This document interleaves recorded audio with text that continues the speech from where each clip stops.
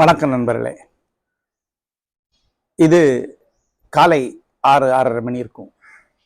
நான் காலை 5:30 மணிக்கு எழுந்து ஒரு காலை நடை சென்றேன். இப்பெல்லாம் ராத்திரி 10 மணிக்கு தூங்கிறதுனால 5 மணிக்கு எந்திரிச்சிடுறேன். காலை நடை. அதன் பிறகு ஒரு கருப்பு டீ, செய்தித்தாள்.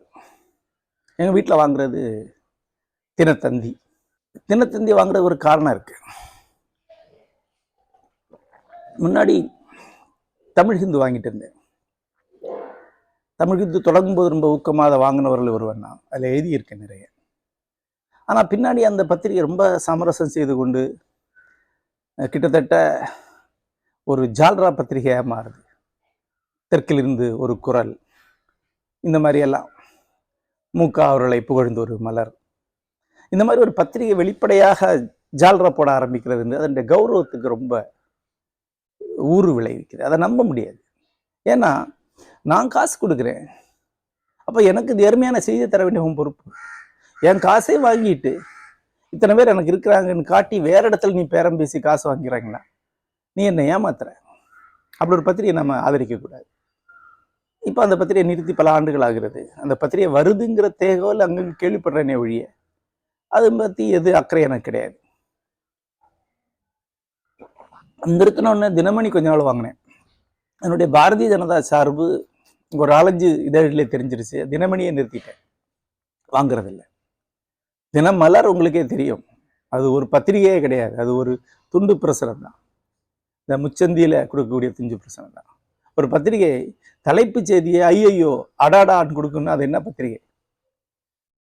ஆகவே அண்மை காலமாக வாங்கி படிச்சுட்டு இருக்கிறது தினத்தந்தி தான்.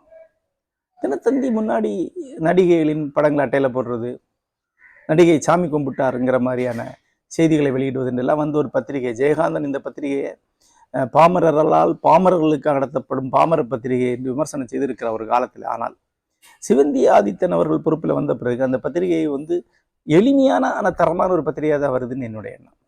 ஒரு நாளிதழாக இன்றைக்கு தரமான பத்திரிகைங்கிற தினத்தந்தி தான். சுருக்கமாக செய்தி இருக்கும், தெளிவாக இருக்கும், வளர்த்தல் இருக்காது. எது நீங்கள் தெரிஞ்சுக்கணுமோ அது அதில் இருக்கும். 5 நிமிஷம் 10 நிமிஷம் தான் ஒரு செய்தித்தாளை படிக்க போகிறோம். அதில் என்னத்துக்கு பெரிய கட்டுரைகளும் ஆய்வுகள் எல்லாம்? பெரும்பாலும் இந்த கட்டுரை ஆய்வு எல்லாம் அறிவியலிகள் எழுதக்கூடியதாக தான் இருக்கும். பெரும்பாலும் நம்ப முடியாது. இப்போ உதாரணமாக தமிழ் ஹிந்து இதழில் என்னுடைய நண்பர், எனக்கு நெருங்காலமாக தெரிந்த போப்பு என்பவர் மருத்துவ ஆலோசனைகள் எழுதிட்டு இருக்காரு.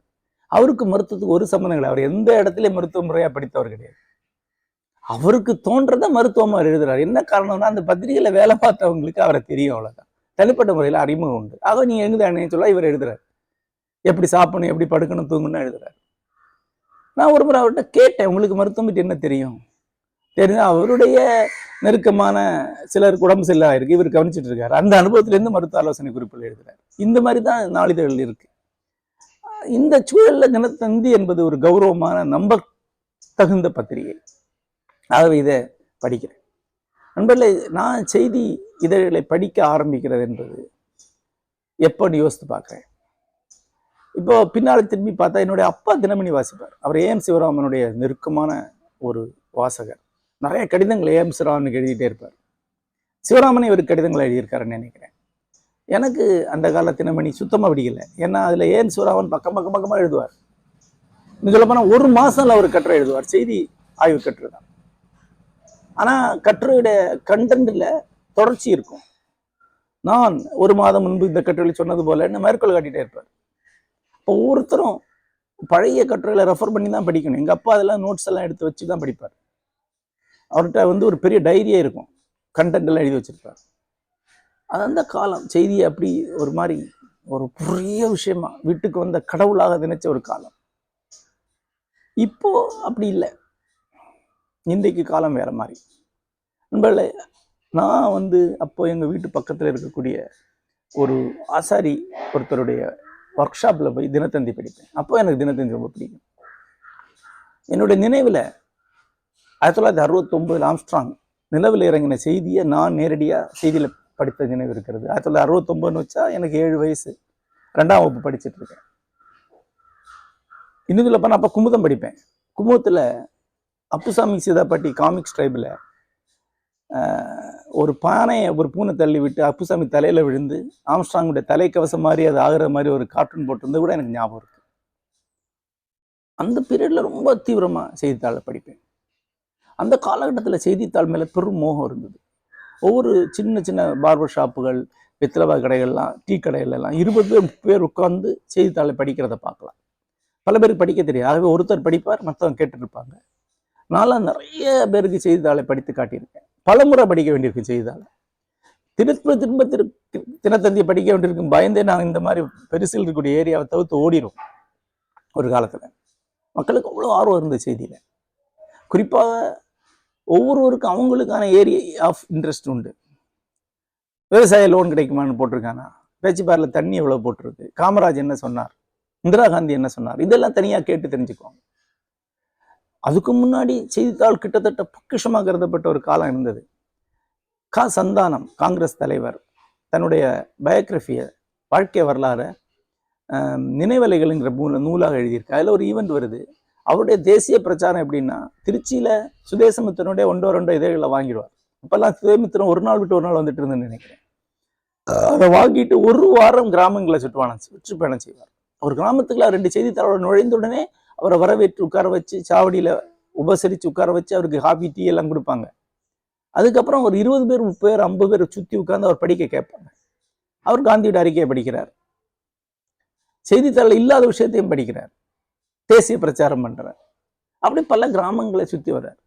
அந்த காலகட்டம் செய்திக்கு ரொம்ப முக்கியத்துவம் வாய்ந்தது. ஏன்னா அப்போதான் ஒரு கிராமத்து வாழ்க்கையை வெளி உலகம் நேரடியாக பாதிக்க ஆரம்பிக்குது. அதுக்கு முன்னாடி எப்பாவது ஒரு யுத்தம் வந்தால் தான் கிராமத்துக்குள்ள ஒரு சலனம் உருவாகும். மற்றபடி கிராமம் அது பாட்டுக்கு ஆயிரக்கணக்கான வருஷங்களில் ஒரே வாழ்க்கையை சுற்றி வாழ்ந்துட்டு இருக்கும்.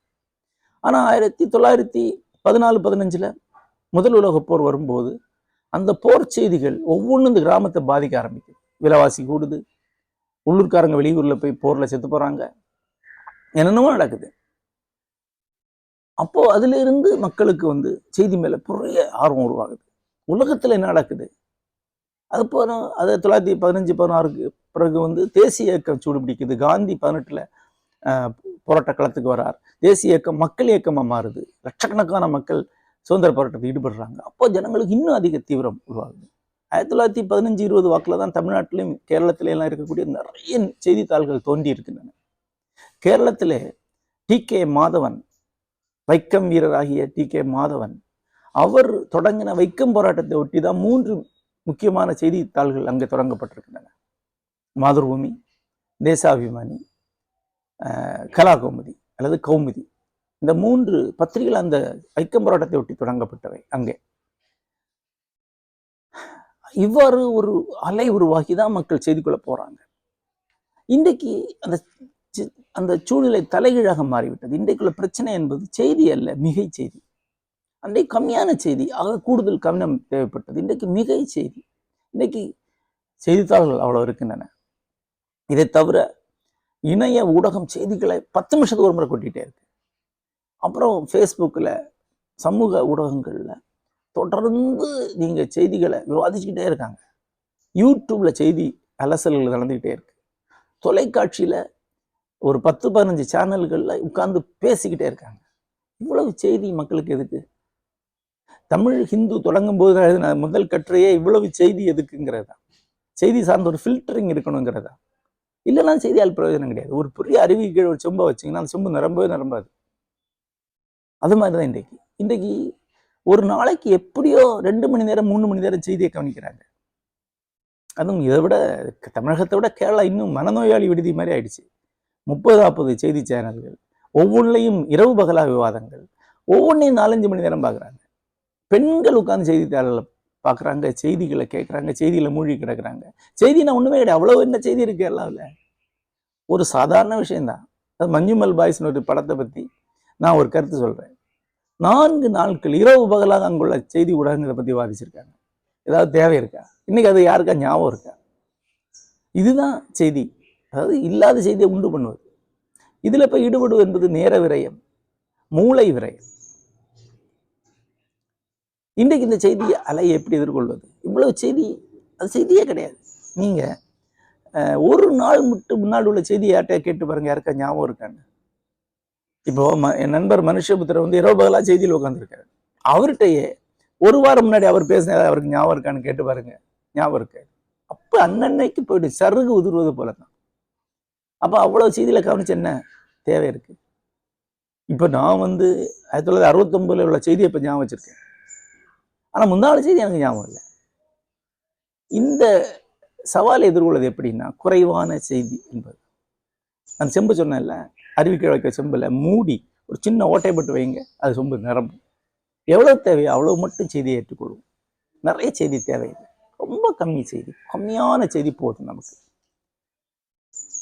ஜெயகாந்தன் சொல்லுவார், செய்தியே படிக்காதீங்க, நல்ல செய்தி, தேவையான செய்தி உங்களை தேடி வரும் அப்படின்னு நான் சொல்ல மாட்டேன். ஆனா அட்லீஸ்ட் புரட்டி பாருங்க. உங்க ஆர்வம், உங்க கண்ணு ஒன்னையும் தவற விடாது. உங்களுக்கு தேவையானதை அந்த கண்ணு எடுத்துக்கணும். அதை புரட்டி ஒரு 10 நிமிஷம் செய்தி படிக்கலாம். என்ன தேவையோ அதை மட்டும் எடுக்கலாம். அவ்வளவு குறைவான செய்தி படிக்கிறவங்களுக்கு செய்தி நினைவில் இருக்கும். அதை தொகுத்து கொள்ள முடியும். அது பற்றி கருத்துக்களையும் உருவாக்கி கொள்ள முடியும். செய்தி அலசல்களை மிக நம்பகமான நடுநிலையாளர்கள் தவிர எவருடைய வாயிலிருந்து கேட்காதீங்க. இப்ப பாரதிய ஜனதா சார்ந்த செய்தி ஆய்வாளர்கள் இருக்காங்க, நாம் தமிழர் செய்தி ஆய்வாளர்கள் இருக்காங்க, திமுக செய்தி ஆய்வாளர்கள் ஒரு பேமெண்ட் லிஸ்டே கிட்டத்தட்ட 100-200 பேர் இருக்காங்க சொல்றாங்க. செய்தி தொகுப்பாளர்கள், செய்தி நடுநிலையாளர்கள், செய்தி அமைப்பாளர்கள்னு பல பேருக்கு திமுக பணத்தை அள்ளி இறக்குது. இவங்களுடைய சொற்களுக்கெல்லாம் செவி கொடுப்பது போல மூளையை அழிக்கும் செயல் ஒன்றில்லை. நடுநிலை செய்தியாளர்கள் மிக குறைவு. ஆங்கிலத்துல என்ன, நான் வந்து ராமச்சந்திர குஹா மாதிரி சிலரை சொல்லுவேன். தமிழ்ல அப்படி யாரா இருக்காங்கன்னு எனக்கு தெரியாது, நான் கவனிக்கிறது இல்லை. அந்த மாதிரி செய்திகளுக்கு செவி கொடுக்க வேண்டியதில்லை. எவ்வளவு முடியுமோ அவ்வளவு தூரம் கம்மியா செய்தியை கவனிப்பது என்பதுதான் இன்றைக்கு நாம் செய்ய வேண்டியது. அப்பதான் உண்மையான செய்தி நம்மை வந்து சேரும், நம் நினைவிலையும் நிற்கும். குறைவே நிறைவு செய்தியை பொறுத்த அளவில். நன்றி.